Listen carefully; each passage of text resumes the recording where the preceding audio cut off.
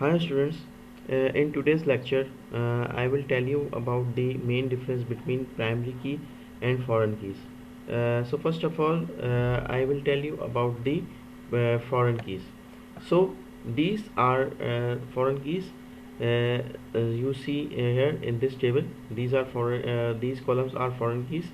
They contain multiple instances of each value and are used to match the primary keys in related lookup table. Means here in this table you see the multiple key values. Here is the date is multiple 1/1/1997, and same as in the product ID is also repeated in the column.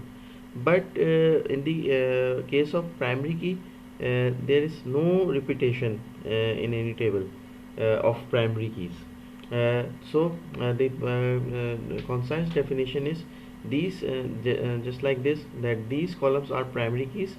They uniquely identify each row of a table and match the foreign keys in the related data table. Both are connected with each other. Means the primary key table and the foreign keys table are connected with each other. But in the primary key table, there is only one row with each primary key, and it will not repeat. For more informative videos, please like and subscribe my channel for more informative videos. Thank you very much.